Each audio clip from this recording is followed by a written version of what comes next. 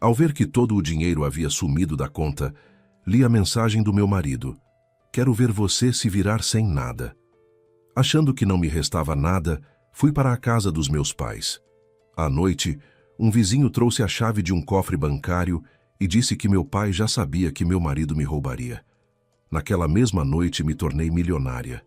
Bem-vindos ao Recanto das Histórias. Antes de começarmos, escrevam de onde estão nos assistindo. Desejamos a todos uma boa audição. Larissa acordou com o silêncio.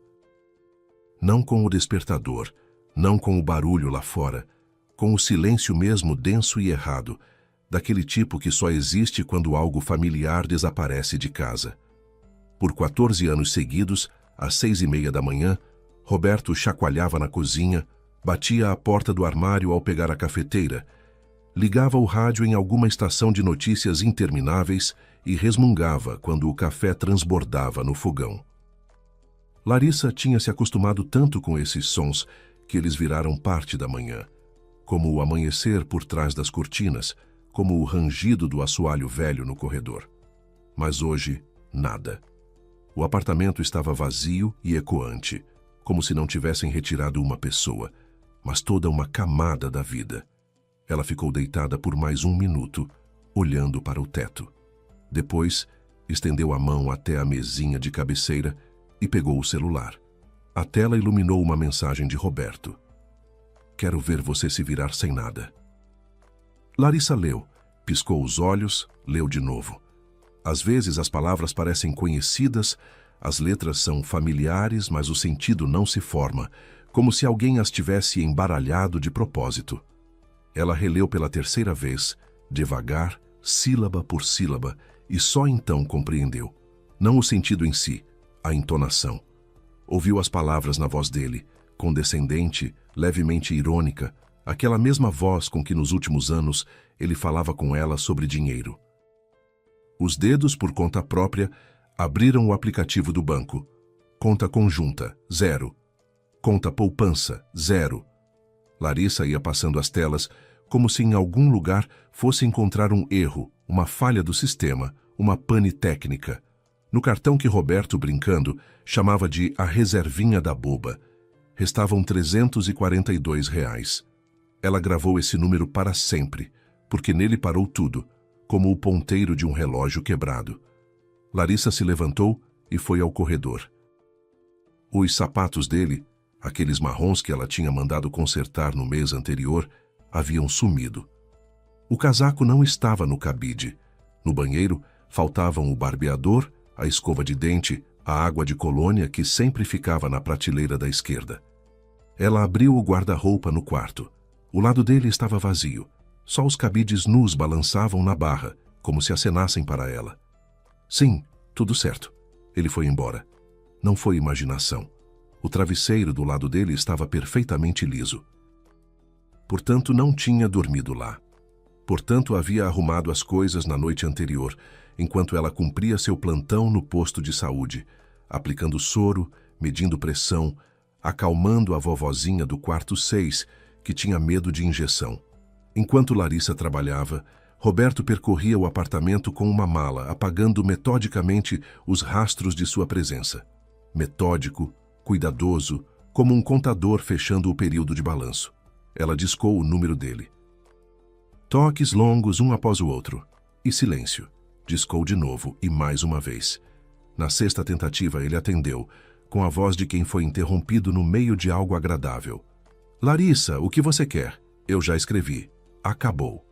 Roberto, o que significa se vire sozinha? Cadê o dinheiro? Ela se esforçava para falar com calma, mas a voz tremia nas consoantes. O dinheiro é meu. Eu ganhei. Eu levei. Você ficou pendurada no meu pescoço por 14 anos. Já é hora de crescer.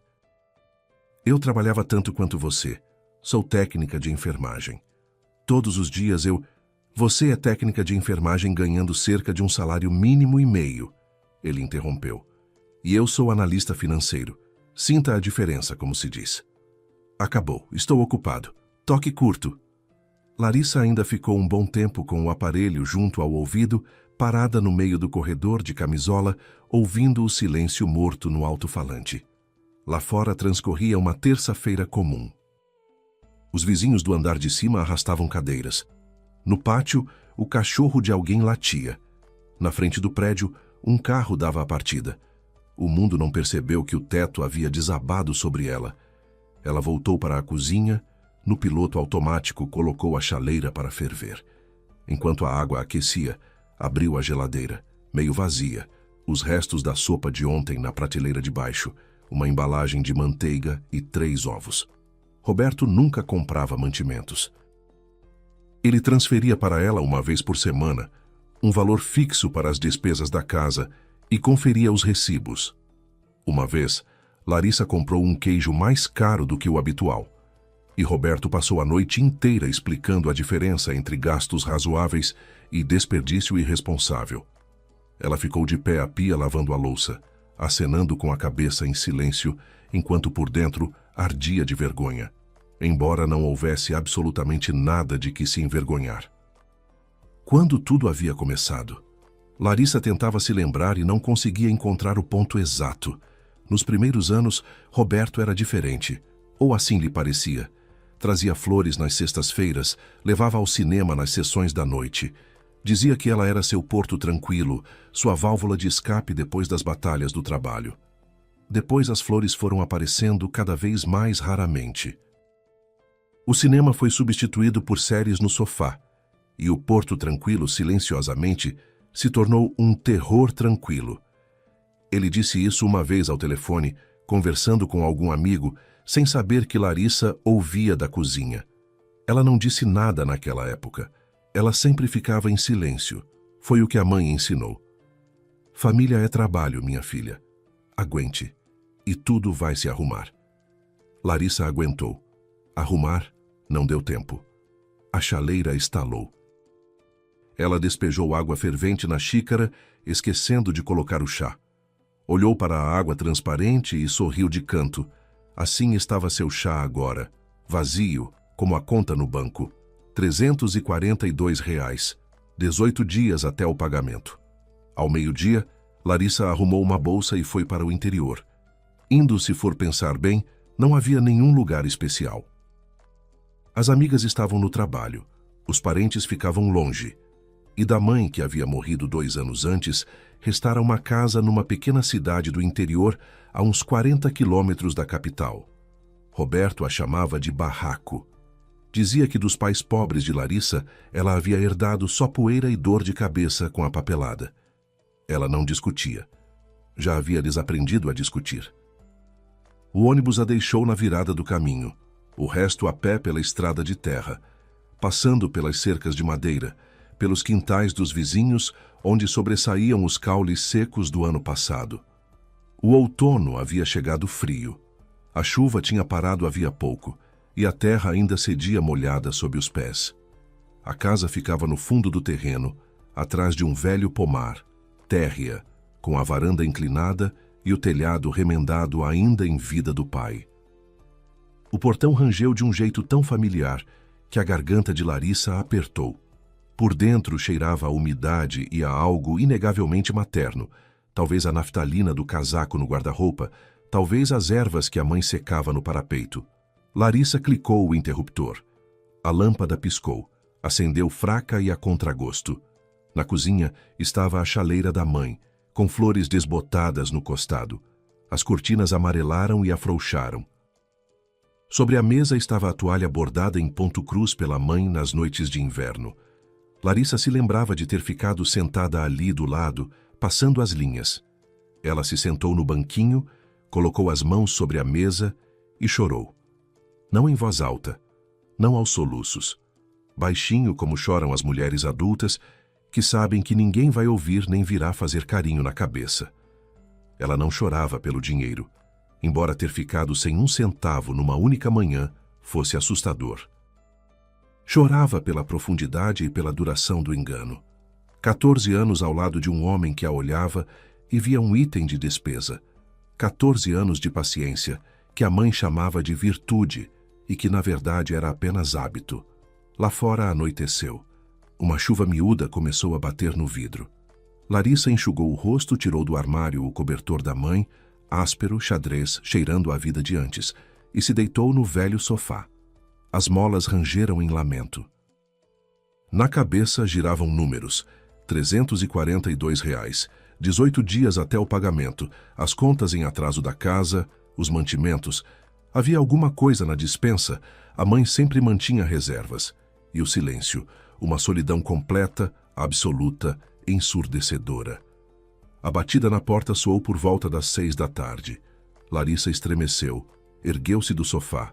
Não esperava ninguém e não havia dito a ninguém que viria. Com cuidado foi até a janela, afastou a beira da cortina. Na varanda estava um homem baixo e robusto, de uns 70 anos, com um casaco surrado, botas de borracha e um boné puxado sobre a testa. Larissa o reconheceu imediatamente. Seu Antônio, o vizinho a 2 casas de distância, que tinha sido amigo do pai nos últimos 30 anos. Juntos iam pescar, juntos consertavam a cerca, juntos ficavam sentados nos bancos à noite discutindo notícias e reclamando do tempo. Larissa, abre. A voz dele era rouca, mas suave. Vi que a luz acendeu. Então chegou. Então é hora. Larissa abriu a porta. Seu Antônio entrou, tirou o boné, olhou ao redor. O olhar demorou nos cantos empoeirados, na lâmpada fraca, no silêncio pesado da casa. Faz tempo que ninguém vinha aqui, disse ele e suspirou. Mas não tem problema, a casa é sólida, vai resistir, assim como você, Larissa.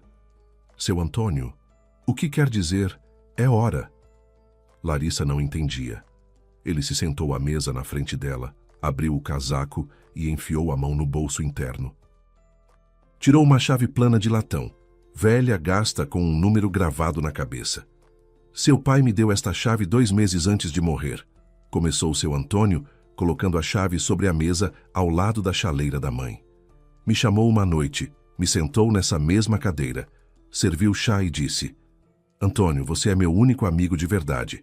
Tenho um pedido para você pelo resto da vida. Esta chave é para minha filha, mas só entregue em um caso, se o marido dela a deixar sem um centavo, não antes. Se eles estiverem bem, que a chave fique com você para sempre. E Larissa nunca vai saber que ela existe. Larissa olhava para a chave e não conseguia fazer o braço se estender. O pequeno objeto de latão estava sobre a toalha de mesa e parecia implausavelmente pesado. Mais pesado do que todo aquele longo e interminável dia. Liguei para você de manhã, continuou seu Antônio. Você não atendia. Então liguei para o fixo. No apartamento da capital, ninguém pegou. Liguei de novo à noite, silêncio. E depois vi a luz acesa aqui e entendi. Chegou sozinha. Então aconteceu. Então o pai tinha razão. Razão em quê? O velho fez uma pausa. Esfregou a palma no joelho, um hábito de quando trabalhava na construção. Seu João sempre enxergou Roberto de ponta a ponta. Me dizia: Antônio, esse rapaz olha para minha filha como um contador olhando para o balanço, calculando o que pode tirar e estimando quando dar o calote. Mas não vou me meter. Inútil. Ela apaixonada não vai ouvir. Só vou estender uma rede para amortizar a queda, quieto, sem escândalo, do meu jeito. Foi exatamente isso que disse. Larissa engoliu em seco. O pai, um engenheiro calmo que havia trabalhado a vida toda na mesma fábrica, usava o mesmo casaco por 10 anos e nunca levantava a voz. Via o que ela se recusava a enxergar. E em vez de reproches, em vez de eu avisei, em vez de brigas com o marido à mesa de festa, ele simplesmente, em silêncio, fez o que podia. Seu Antônio empurrou a chave mais perto dela. É a chave de um cofre bancário. A agência fica na Rua da Esperança, cofre número 116. Lá tem tudo: dinheiro, documentos e uma carta para você. Seu pai disse que você vai entender. Larissa finalmente pegou a chave. Ela estava quente. Do bolso do velho, de 30 anos de amizade, do amor de um pai que, como se constatou, não havia acabado com o último batimento do coração. Larissa apertou a chave na palma e a pressionou contra o peito. Seu Antônio, ela sussurrou. Por que ele não me disse isso em vida? Diretamente? E você teria ouvido? Seu Antônio a olhou de frente, sem pena, mas com compreensão. Ele tentou. Uma vez no seu aniversário, 3 anos atrás. Lembra? Larissa lembrava. O pai a tinha levado para a cozinha e começado a dizer alguma coisa sobre Roberto. E ela o interrompeu. Pai, não se meta na nossa família. Ele ficou em silêncio, acenou com a cabeça e não voltou mais ao assunto. Nunca mais. Ele não se magoou, disse seu Antônio, como se lesse os pensamentos dela. Ele simplesmente entendeu que palavras não chegavam lá, e fez diferente. O velho se levantou, colocou o boné, abotoou o casaco. Você vai ao banco amanhã, agora vá comer. Minha mulher fez salgadinhos, eu trago. E não discuta. Está escrito na sua cara que você não colocou nada na boca desde manhã. Ele foi embora. E Larissa ficou à mesa com a chave de latão numerada na mão. Lá fora a chuva tinha virado garoa, e as gotas escorregavam pelo vidro em trilhas lentas. Ela olhava para a chaleira da mãe, para a toalha bordada, para a fotografia na parede. Pai e mãe, jovens na varanda dessa mesma casa, com aquelas expressões de quem tem a vida toda pela frente. 20 minutos depois, seu Antônio voltou com um prato de salgadinhos coberto com um pano de prato. Os salgadinhos eram de repolho, quentinhos, e deles exalava aquele cheiro que só tem o cuidado alheio, simples e incondicional. Larissa mordeu, mastigou, e só então percebeu o quão desesperadamente estava com fome. À noite, ela não dormiu. Ficou deitada no escuro sob o cobertor da mãe, ouvindo o gemido da velha casa, o vento sacudindo as venezianas, e pensava no pai. Quieto, discreto, 10 anos com o mesmo casaco, e ao mesmo tempo enxergava as pessoas de ponta a ponta, planejava anos à frente e sabia amar de um jeito que esse amor funcionava mesmo depois da morte. A chave estava debaixo do travesseiro, e Larissa às vezes a tocava com a ponta dos dedos, só para ter certeza de que era real. De manhã Larissa levantou ainda no escuro. Não tinha conseguido dormir direito. Fragmentos de pensamentos se misturavam a fragmentos de sonhos. E já de madrugada ela simplesmente ficou com os olhos abertos, ouvindo os pássaros acordarem do outro lado da parede. Levantou, lavou o rosto com água fria da torneira. O aquecedor ela não tinha ligado na véspera. Penteou-se diante do espelho da mãe no corredor. O espelho era velho, com manchas opacas nas bordas, e o rosto nele parecia estranho. Olheiras, cantos dos lábios caídos, uma ruga entre as sobrancelhas que antes não existia, ou existia, mas Larissa não notava. Ela vestiu a única blusa decente que havia trazido do apartamento da capital, abotoou o casaco, enfiou a chave no bolso bem fundo até a costura e saiu. A manhã estava cinzenta e úmida. A terra, depois da chuva da véspera, cedia sob os pés. Na calçada da casa de seu Antônio havia luz na janela da cozinha. O velho acordava com o alvorecer, hábito dos tempos de fábrica. Larissa não entrou, só acenou com a mão por via das dúvidas, caso ele estivesse olhando pela janela. Até a capital foi de ônibus, depois pegou um micro-ônibus. No micro-ônibus cheirava a gasolina e ao bolinho de alguém. A mulher no assento ao lado falava ao telefone, discutindo o preço da batata. Um dia comum, uma cidade comum, pessoas comuns, cuja vida não havia virado do avesso numa única manhã. A agência do banco na Rua da Esperança era exatamente como ela havia imaginado. Pequena, antiquada, daquelas que ainda se lembram de longas filas, porta de vidro, cadeiras de plástico na sala de espera, capacho na entrada. Atrás do balcão havia uma mulher de uns 45 anos com colete de farda e um rosto cansado, mas educado. Larissa se aproximou, colocou no balcão o documento de identidade e a chave. As mãos tremiam visivelmente e ela as escondeu embaixo do guichê para não se trair. Cofre 116, disse ela. Sou herdeira. Aqui estão os documentos. A funcionária conferiu o documento, cotejou os dados, ligou para algum número interno. Por uns 10 minutos, Larissa ficou sentada numa cadeira de plástico, olhando para um cartaz com propaganda de um plano financeiro chamado Felicidade em Família. Um casal perfeito, 2 filhos, um Golden Retriever. Uma imagem ideal que dava um leve enjoo. Por fim a levaram para baixo, ao cofre. Porta pesada, fileiras de caixas de metal, cheiro de metal e frescor. O cofre 116, médio, nem pequeno nem grande. O funcionário inseriu a chave do banco. Larissa, a sua. 2 voltas. Um clique. Dentro havia 3 itens. Um envelope lacrado de papel grosso com a inscrição para a filha, em letra grande e firme do pai. Uma pasta de papelão espessa presa com um elástico e uma pasta de couro pequena amarrada com barbante. Larissa pediu uma sala separada. Deram-lhe um minúsculo escritório. Mesa, cadeira, luminária, copo d'água. Ela se sentou, colocou tudo à frente e ficou por alguns segundos apenas olhando. O envelope com a inscrição para a filha estava por cima e, pela letra do pai, cuidadosa, levemente inclinada, com um floreio característico, ardeu no nariz. Ele também assim assinava os cartões de Natal. Para a filha, de papai. Sempre para a filha, não Laricinha, não Larissa. Mas exatamente assim, solene e um pouco antiquado. Ela abriu o envelope.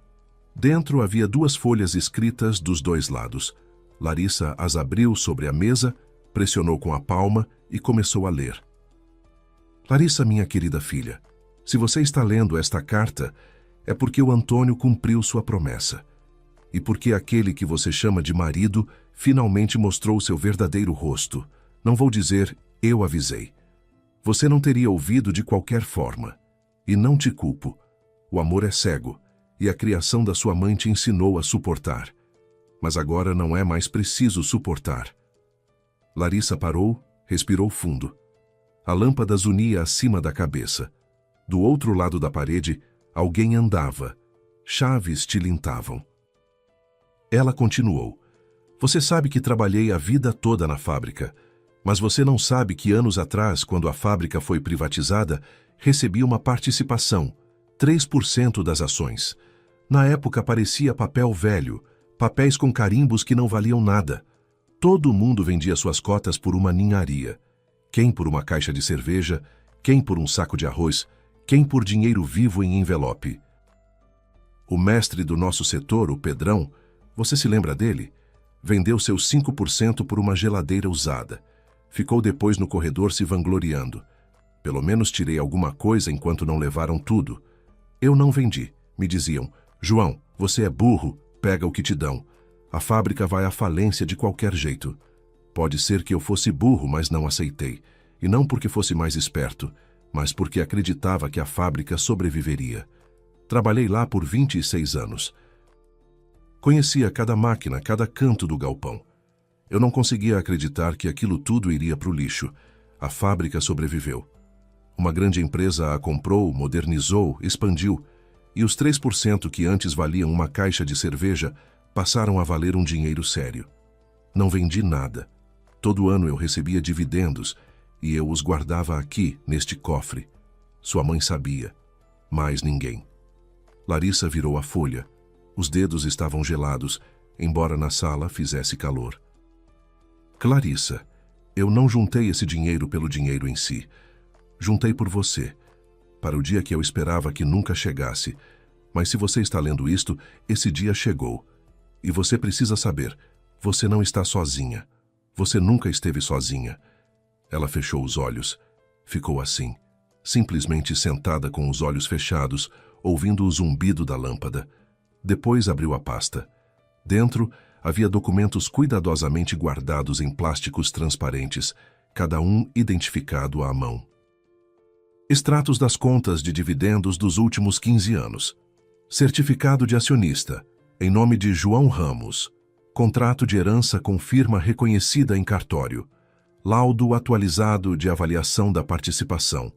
Feito 6 meses antes da morte do pai. Com carimbos, assinaturas e data.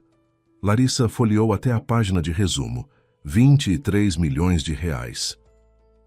Valor de mercado da participação de 3%, numa empresa que havia muito, deixara de ser uma fábrica moribunda e se tornara uma produção moderna e em pleno funcionamento.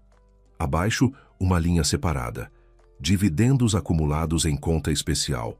R$ 4.800.000. Larissa leu o número, não compreendeu, leu de novo. 23 milhões. O valor da participação que o pai preservara por 30 anos, quando todos ao redor vendiam suas ações por ninharia. 30 anos de paciência. 30 anos de fé silenciosa numa fábrica que podia ter fechado 100 vezes, mas resistiu. Ela desviou o olhar para o copo d'água, para a parede, para suas próprias mãos, como se verificasse que não estava dormindo, que aquele pequeno escritório com a lâmpada zunindo era real, e o papel sob os dedos era real, e os números nele não eram um erro. Seu pai, o homem que usou o mesmo casaco por 30 anos, que remendava o telhado sozinho porque poupava o dinheiro do pedreiro, que nunca na vida jantou num restaurante, havia lhe deixado 23 milhões de reais. Porque não vendeu uns papéis por uma caixa de cerveja. Porque acreditava na sua fábrica e porque amava sua filha tão profundamente que se preparou para salvá-la mesmo depois de sua própria morte. Larissa ficou uns 5 minutos sem se mover. Depois respirou fundo, enxugou os olhos com o dorso da mão e abriu a pasta mais adiante. Abaixo dos documentos societários havia uma segunda pilha de papéis presa por um elástico separado. Na folha de cima, com a letra do pai, sobre o marido, para dias difíceis. Larissa desatou o elástico. As mãos ainda tremiam, mas já não de medo, de outra coisa, algo afiado, parecido com raiva, só que mais frio.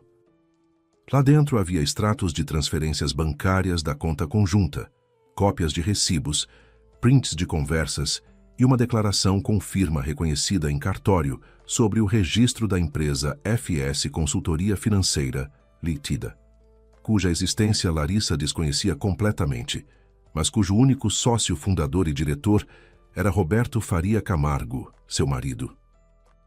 Ela voltou à carta. Lá havia uma segunda parte, numa folha separada.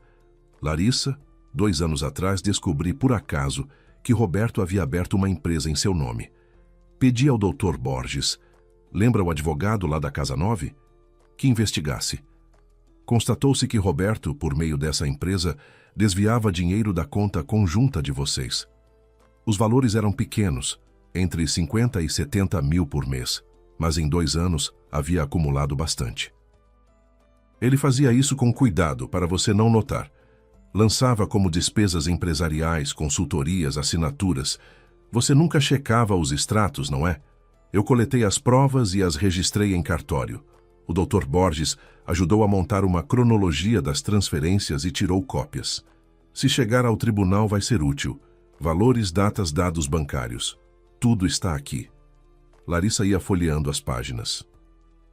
Transferências da conta conjunta para a conta da FS Consultoria Financeira. Regulares, todo dia 25 do mês ao longo de 2 anos e meio. 50 mil, 65 mil, 70 mil. Às vezes 40, provavelmente quando havia menos dinheiro na conta que o habitual.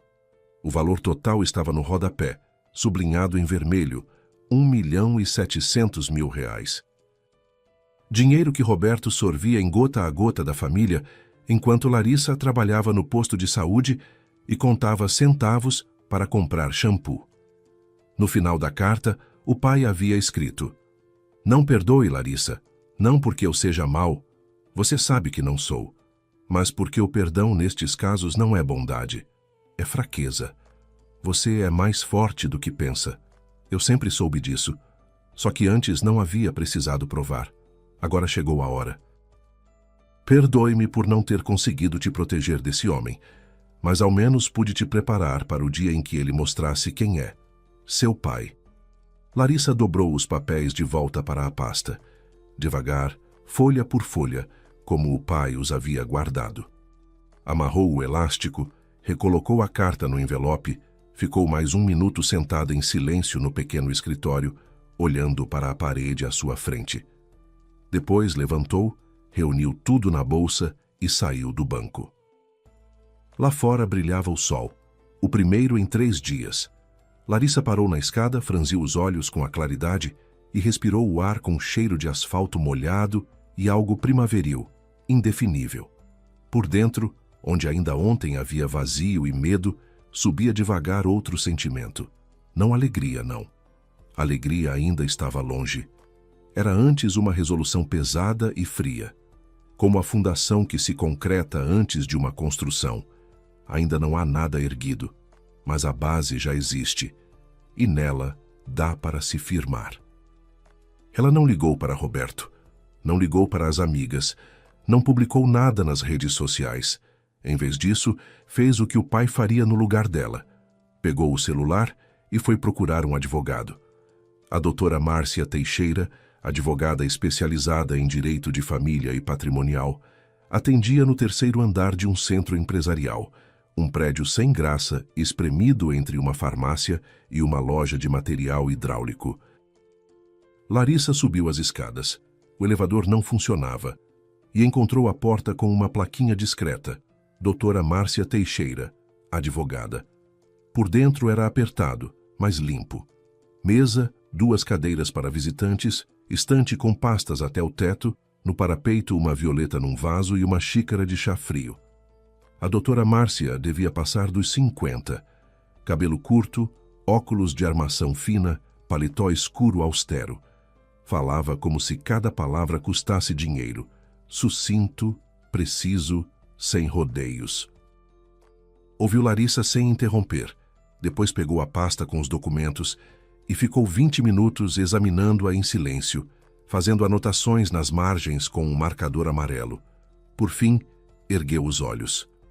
Então, Larissa, a sua situação não é apenas boa, é excelente, mas somente se não cometermos nenhuma bobagem. Que bobagem?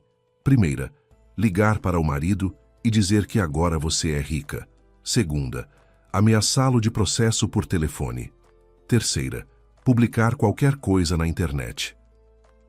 Nem uma postagem, nem uma insinuação. Precisamos de silêncio, tempo e um plano claro. A doutora Márcia espalhou os documentos em leque sobre a mesa, com um gesto preciso, como quem embaralha cartas. A herança do seu pai é sua propriedade pessoal. Não bem adquirido em conjunto, não bem comum, somente seu. Roberto não tem direito algum sobre ela, mesmo que vocês ainda sejam formalmente casados. Ações, dividendos, cofre, tudo lhe pertence, e somente a você. Esse é o primeiro trunfo, e não o mostramos até o final. Ela apontou o marcador para a pilha de extratos da FS Consultoria Financeira.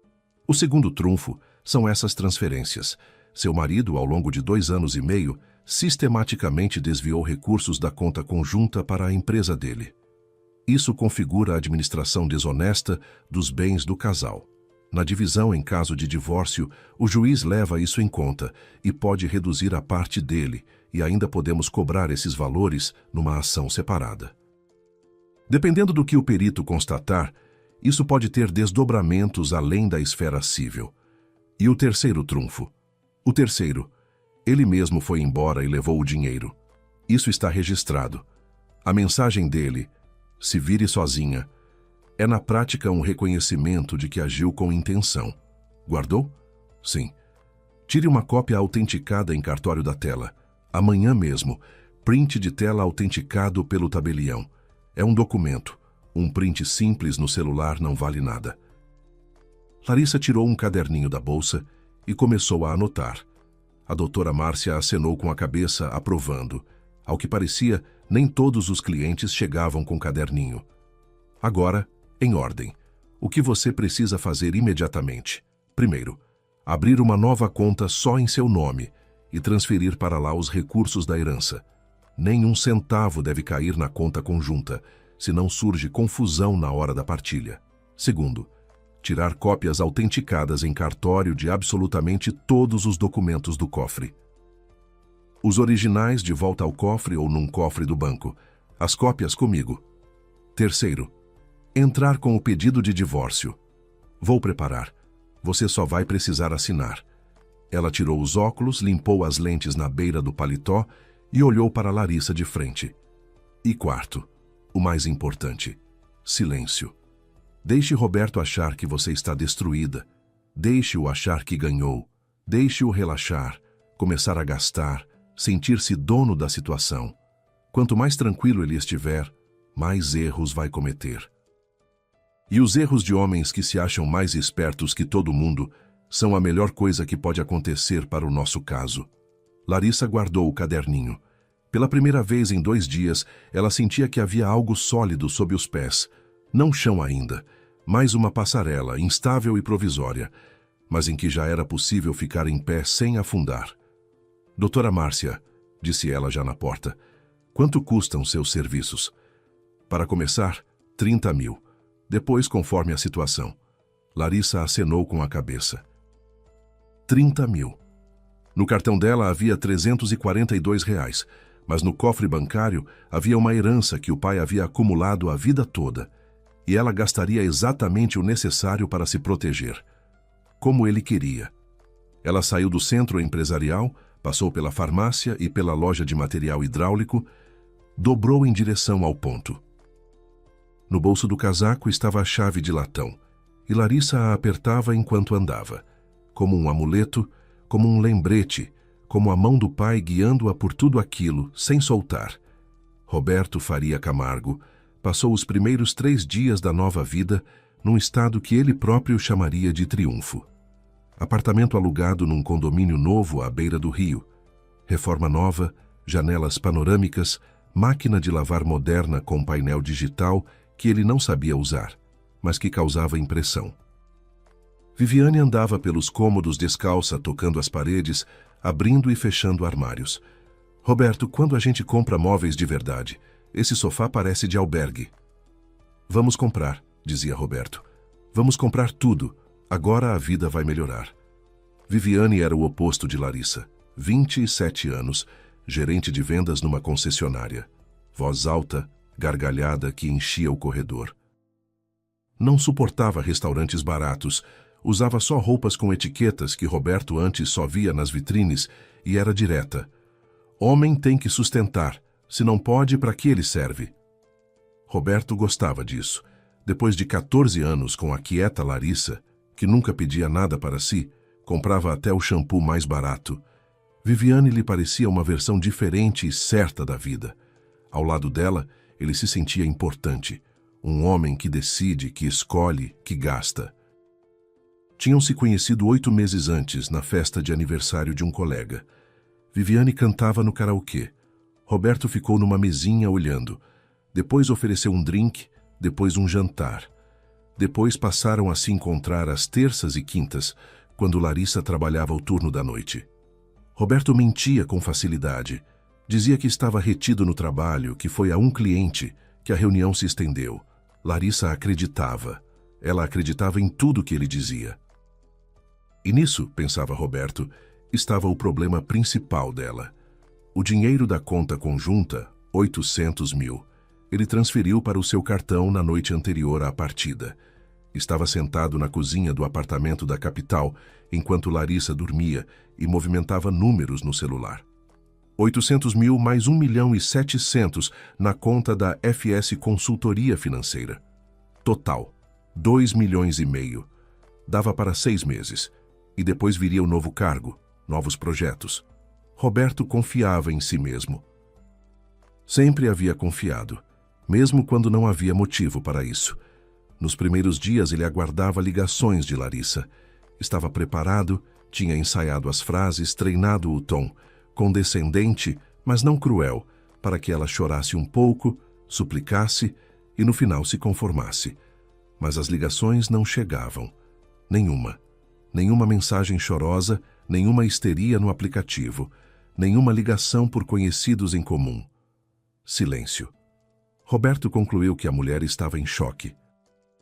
Se recuperaria em 1 semana e começaria a ligar, a pedir. Era sempre assim. No 4º dia ligou a mãe. Dona Teresa morava sozinha num apartamento de 2 cômodos na periferia. Tinha um gato e assistia a todos os programas policiais da televisão. O feitio dela era direto como trilho de trem, dizia o que pensava sem embrulhos nem rodeios. Roberto, o que foi que você fez? Mãe, olá, também fico feliz em te ouvir. Larissa me ligou, despediu-se com muita calma, agradeceu pelos 14 anos e disse que vai entrar com o divórcio. Ela não chorou, Roberto. Não chorou nada, voz igual, como se estivesse lendo num papel. É um mau sinal. Mãe, não se meta. Eu sei o que estou fazendo. Você não sabe. Você nunca soube. Você acha que é mais esperto que todo mundo, mas na verdade só é mais descarado. E meu filho, não é a mesma coisa. O descaramento funciona até a primeira curva e depois vira contra você. Roberto encerrou a ligação. A mãe sempre esteve do lado de Larissa desde o primeiro dia. Quando ele a apresentou, Dona Teresa disse: "Boa menina, boa demais para você, se for sincera." Roberto concluiu na época que a mãe estava brincando. 14 anos depois, ainda achava que ela exagerava. À noite, Viviane exigiu jantar num restaurante novo na cobertura de um shopping. Roberto abriu o cardápio no site, consumo médio de R$ 350 por pessoa, e concordou. Não porque quisesse, mas porque recusar para Viviane significaria 2 horas de silêncio gelado e portas batendo no banheiro. Com Larissa era mais simples. Ela cozinhava em casa e o jantar custava só os ingredientes. Roberto tentava não pensar nisso. Larissa, enquanto isso, vivia na casa dos pais e trabalhava. Toda manhã o ônibus até a capital, o turno no posto de saúde, à noite de volta. No trabalho, ela se comportava como de costume, aplicava soro, media pressão, preenchia fichas. As colegas notavam que ela havia ficado mais quieta, parado de conversar na sala de procedimentos entre um paciente e outro, deixou de ir ao refeitório no intervalo do almoço, levava um lanche de casa e comia sozinha na mesa da enfermagem. Mas ninguém enchia ela de perguntas. Em posto de saúde cada um tinha problemas demais. Só a chefe, Irina, mulher corpulenta, voz poderosa, hábito de falar de uma ponta à outra do corredor. A parou certa vez. Larissa, espera. Você está bem? Emagreceu e os olhos estão vermelhos dia sim, dia não. Estou me divorciando, Irina, respondeu Larissa curta. Meu Deus, posso ajudar em alguma coisa? Não, obrigada. Vou me virar. Irina ficou parada, olhou para as costas dela, balançou a cabeça e foi para sua sala. No posto todos sabiam. Se Larissa disse que vai se virar, ela se vira. Ela era daquelas que não reclama, não transfere e não pede 2 vezes. Talvez fosse por isso que havia aguentado Roberto por tanto tempo. Estava acostumada a carregar em silêncio, sem mostrar o quanto pesava. Depois do trabalho, às consultas com a doutora Márcia, a advogada a recebia à noite, depois dos clientes do horário regular. E cada vez a encontrava da mesma forma. Xícara branca de chá, marcador amarelo, pasta com anotações. O trabalho seguia metodicamente. A doutora Marcia montou uma cronologia de todas as transferências de Roberto para a FS Consultoria Financeira. Uma tabela de 3 páginas com datas, valores e descrições de pagamento. Preparou uma notificação extrajudicial. Enviou ao banco uma solicitação de extrato completo da conta conjunta nos últimos 3 anos. O banco vai responder em até 10 dias úteis, dizia ela, fazendo uma anotação na agenda. Nesse tempo terminamos de formalizar a herança e abrimos sua nova conta. Nada com pressa, nada forçado. Deixe seu marido viver tranquilo. Deixe-o gastar. Quanto mais gastar agora, menos vai poder esconder depois. Paralelamente, Larissa cuidava da herança. O tabelião para quem a doutora Márcia a encaminhou era um homem de meia idade com barba e olhos pacientes, do tipo que não apressa e não faz perguntas desnecessárias. Formalizou o inventário, autenticou cópias de todos os documentos do cofre e explicou o procedimento para a transferência dos direitos de acionista. Separadamente veio um avaliador que confirmou o valor da participação, R$ 23 milhões, valor de mercado na data atual. Um advogado especializado em direito societário, um rapaz jovem em paletó amassado, explicou que a participação podia ser vendida ou mantida, recebendo os dividendos. Em torno de 2 milhões por ano, disse ele, folheando os relatórios da empresa. Estável, nos últimos 5 anos sem oscilações. A fábrica funciona, tem pedidos, a gestão é boa. Eu, no seu lugar, não venderia. Larissa decidiu não vender. O dinheiro dos dividendos acumulados, Os 4.800.000 que o pai havia guardado ao longo de 30 anos, ela transferiu para um novo fundo de investimento em renda fixa num banco sólido. Junto com o valor da própria participação, os 23 milhões, a herança totalizava quase 28 milhões de reais, uma soma que ainda fazia a cabeça de Larissa girar. Quando a atendente de caixa viu o valor da transferência, levantou os olhos para Larissa, uma mulher de casaco simples, bolsa surrada e mãos com marcas de luvas cirúrgicas, e piscou quase imperceptivelmente. Larissa sustentou o olhar. Ela já estava começando a se acostumar com a ideia de que a realidade é mais complexa do que parece por fora. Nas noites, depois de tudo, ela voltava para a casa no interior. A casa a recebia em silêncio, mas já não um silêncio vazio, e sim algo próprio, habitado. Larissa ligava a luz, colocava a chaleira, sentava à mesa. Às vezes apenas ficava sentada, ouvindo a casa ranger e estalar, como se conversasse com ela. Seu Antônio vinha toda noite, ora com um pote de leite, a vaca da vizinha Zélia, fresquinho de manhã, ora com um prato de salgadinhos. Minha mulher fez, não sei o que fazer com tanto. Ora simplesmente para tomar chá e conversar. Contava coisas sobre o pai que Larissa não sabia ou havia esquecido. Seu João se uma vez achou uma carteira na rua, contava seu Antônio, aquecendo as mãos na xícara. Bem cheia, com dinheiro. Qualquer um teria ficado. Eram tempos duros, os salários atrasavam meses. Mas ele foi até o endereço que constava na carteira e devolveu. O dono, um homem do mercado, enfiou uma nota na mão dele. Obrigado, homem honesto.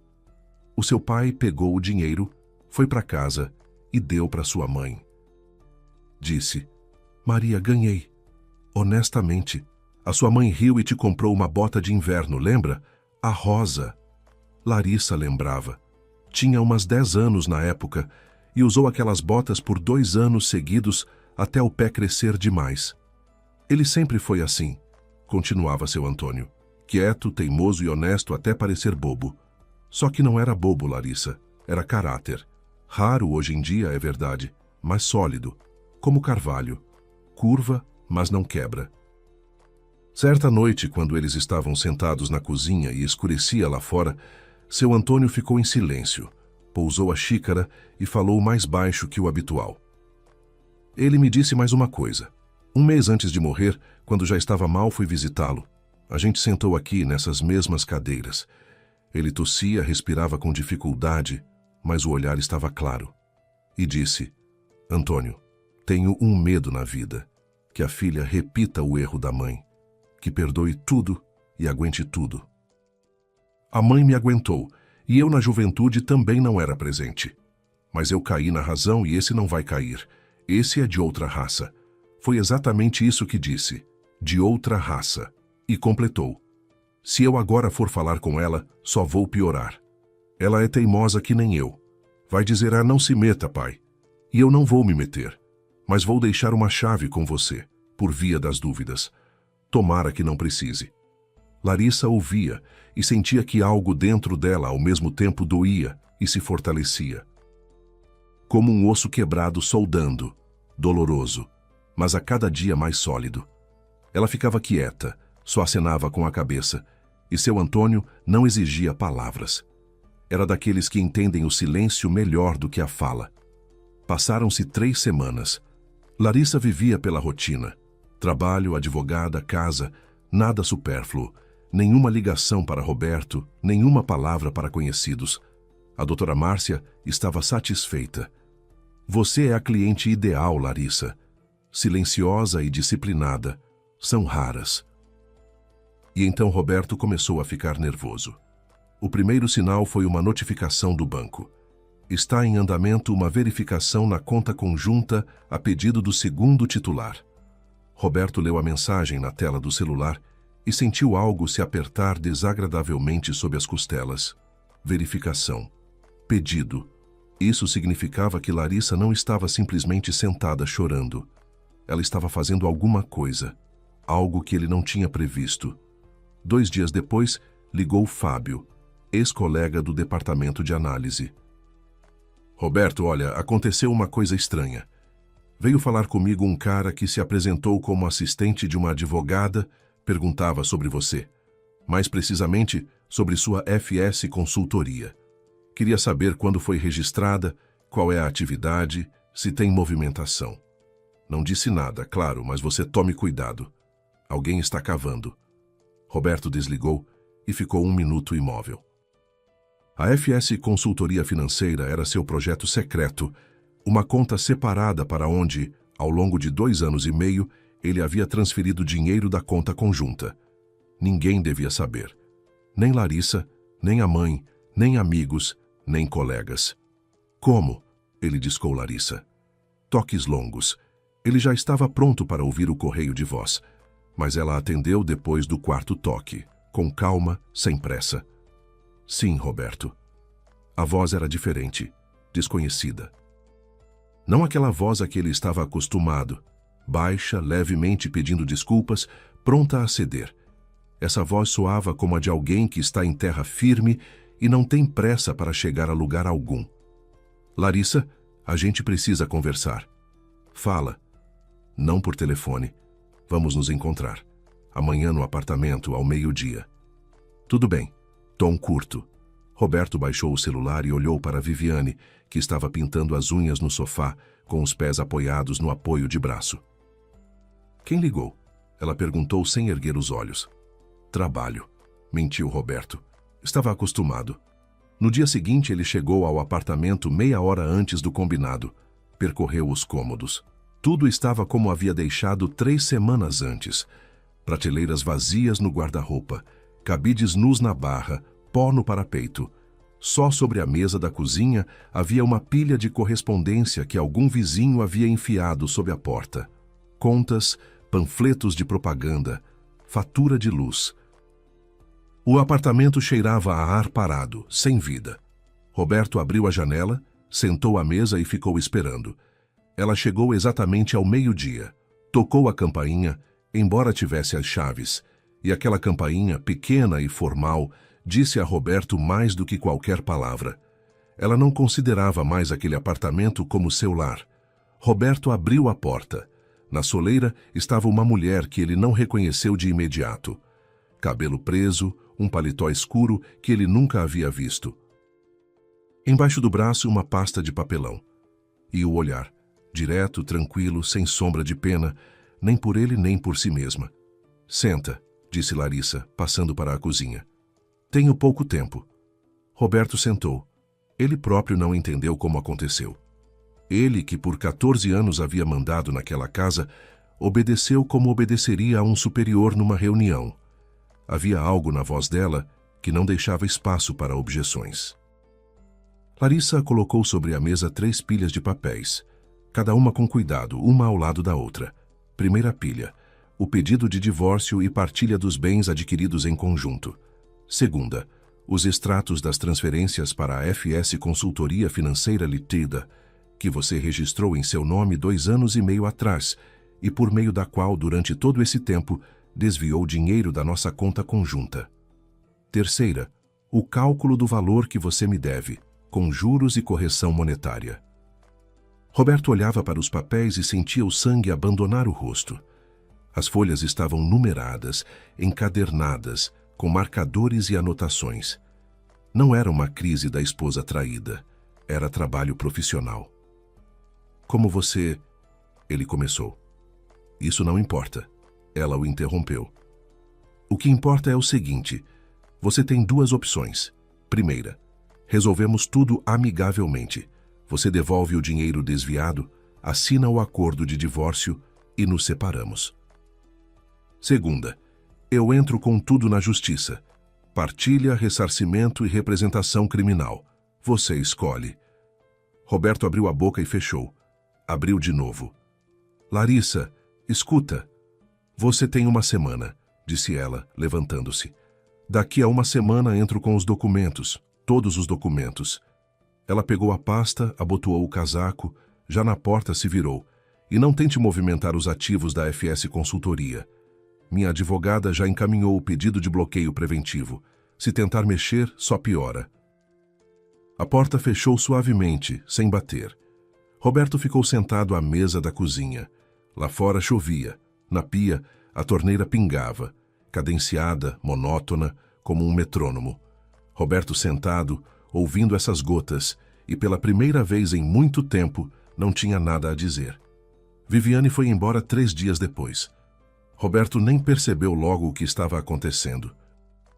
Voltou à noite do banco, onde tentara em vão descobrir se era possível levantar o bloqueio das contas da FS Consultoria, e a encontrou no corredor com uma mala. A mesma mala que ele havia comprado para ela na 2ª semana de convivência. Azul turquesa, com rodinhas e zíper brilhante. "Você vai aonde?" perguntou ele, embora já soubesse para onde. Viviane fechou o zíper, endireitou-se, ajeitou o cabelo. O rosto estava tranquilo, profissional, como o de uma gerente que está encerrando uma negociação. "Roberto, não quero fazer parte de tudo isso.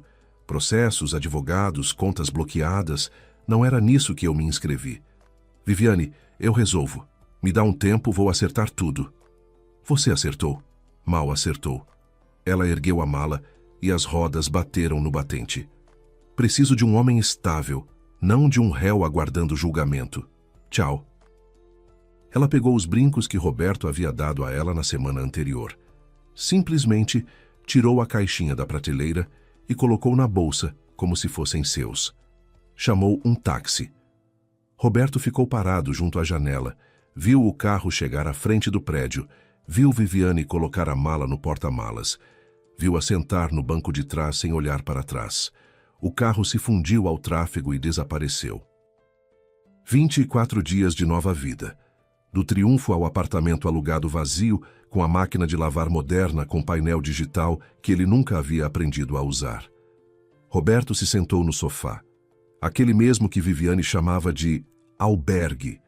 Ficou olhando para o cabide vazio no corredor, para o copo com o batom dela na pia do banheiro. Esqueceu ou não quis levar. Pegou o celular, rodou nas mãos. Não havia com quem falar. Amigos? Tinha. Mas não daqueles a quem se liga com esse tipo de novidade. Colegas, muito menos. Larissa? Nem pensar. Dona Teresa ligou como se tivesse sentido. Ela sempre tinha faro para os momentos difíceis na vida do filho.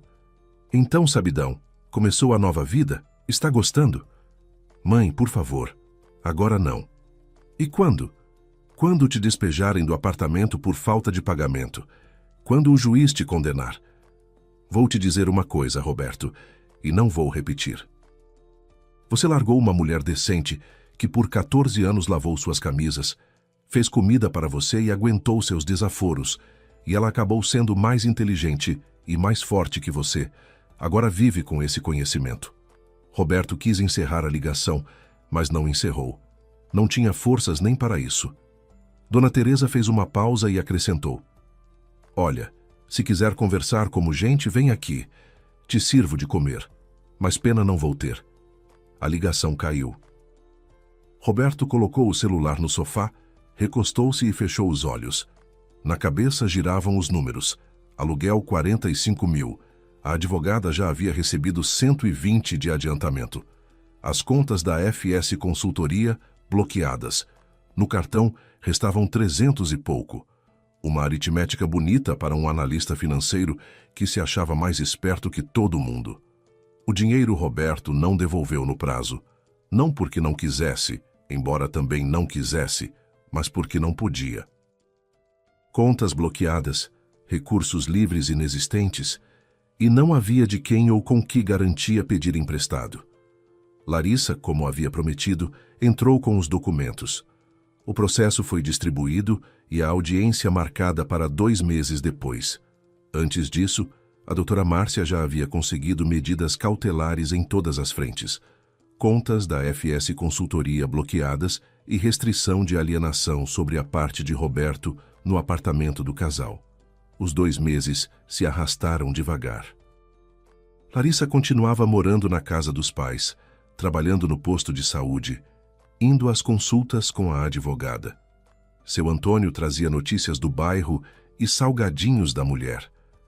E essas noites na cozinha da mãe, com chá da chaleira das flores, se tornaram para Larissa uma espécie de apoio. Não grandioso, não solene, mas quieto e confiável como o próprio velho. A audiência aconteceu numa quarta-feira, num fórum cinzento e burocrático, com corredores ecoantes e cheiro de linóleo. Larissa compareceu com a doutora Márcia, Roberto com seu advogado, um rapaz jovem em terno caro, que falava muito, rápido e com confiança. Confiança demais. Assim falam os que esperam que a insistência substitua os argumentos. O advogado de Roberto construiu a defesa sobre uma única tese. As transferências para a FS Consultoria eram atividade empresarial legítima e Larissa, ao assinar o contrato de conta conjunta, havia efetivamente aprovado todas as operações realizadas nela. Falou de modo organizado, citou artigos e incisos, espalhava papéis como um mágico. A doutora Márcia ouviu em silêncio, com as mãos sobre a pasta. Quando o advogado terminou, ela se levantou e, em 15 minutos, desmontou a argumentação dele parte por parte. A voz era baixa, mas a sala ficou em silêncio. Até a secretária parou de digitar. Ela apresentou as cópias autenticadas das transferências, com a comprovação de que Larissa não havia sido informada sobre a existência da FS Consultoria. Demonstrou que Larissa não era sócia nem beneficiária da empresa, não havia dado consentimento para as transferências e desconhecia por completo o registro da sociedade. Em seguida, colocou sobre a mesa as declarações de imposto de renda de Roberto. Em 3 anos, os rendimentos da FS Consultoria não haviam sido declarados, nem um centavo. O que significava que Roberto não apenas havia desviado dinheiro da família, como também o havia ocultado do fisco. A juíza, uma mulher de meia-idade com uma mecha branca e olhos atentos, ouviu as duas partes, fez algumas perguntas esclarecedoras e se retirou para deliberar. 40 minutos depois, ela voltou com a decisão. Os bens comuns seriam divididos levando em conta o comportamento desonesto do réu. Roberto ficou obrigado a restituir a Larissa R$ 1.200.000, valor correspondente à metade dos recursos desviados para a FS Consultoria, uma vez que a outra metade já havia sido considerada no cálculo da partilha geral do patrimônio do casal. O apartamento adquirido durante o casamento ficaria com Larissa, mediante o pagamento de uma indenização a Roberto, cujo valor o tribunal reduziu substancialmente em razão da dívida reconhecida e do comportamento desonesto comprovado. Roberto saiu da sala pálido com a pasta debaixo do braço. O advogado dele caminhava ao lado dele, dizendo alguma coisa sobre recurso, prazos, nuances processuais. Roberto não ouvia. Olhava em frente para a parede cinzenta do corredor, pensando que a mãe tinha razão. Ele não era mais esperto, era mais descarado, e a cara de pau que funcionara por 14 anos havia finalmente apresentado a conta que ele não podia pagar. Larissa saiu logo depois. Minutos depois, a doutora Márcia lhe deu um aperto de mão, rápido, sem palavras desnecessárias, como se dá a mão a um colega após um trabalho bem feito. Parabéns, Larissa. O caso está encerrado. Obrigada, doutora Márcia, por tudo. Agradeça ao seu pai. Ele fez o trabalho principal muito antes de mim. Larissa saiu para a escada do fórum, parou e inspirou. Cheirava a folhas molhadas. O outono já havia tocado as árvores ao longo da avenida, e as folhas amarelas cobriam o asfalto como moedas espalhadas. 6 meses se passaram. Larissa estava sentada na varanda da casa dos pais, tomando o café da manhã na xícara branca com borda azul da mãe, levemente lascada na borda. A casa havia mudado nesses meses. Telhado novo de telha escura, paredes caiadas, janelas largas que Larissa mandara instalar no lugar das velhas para ter mais luz. Ela não derrubou a casa nem redesenhou a planta. Reformou o que havia. Manteve as paredes, manteve a cozinha da mãe, até as cortinas, aquelas mesmas amareladas. Lavou, engomou e pendurou de volta. Elas ficaram frescas e brancas, e o sol da manhã as atravessava com uma luz suave e difusa. No terreno verdejava um jardim jovem, 6 macieiras e 4 cerejeiras, plantadas na primavera. Larissa cavou os buracos ela mesma, carregou as mudas, regou sozinha, enquanto seu Antônio ficava ao lado dando instruções. Cave mais fundo, Larissa. As raízes precisam de espaço. E não seja mão fechada com o adubo. Árvore não é gente. Do cuidado só fica mais forte. Seu Antônio, não fique com esse vento. A coluna... Tenho 72, não 102. Resmungava ele, pegando a pá de volta. Ainda dou conta. A participação na fábrica Larissa manteve.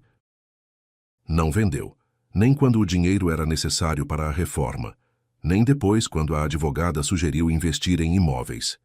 Era a memória do pai. E Larissa decidiu que memória não se vende.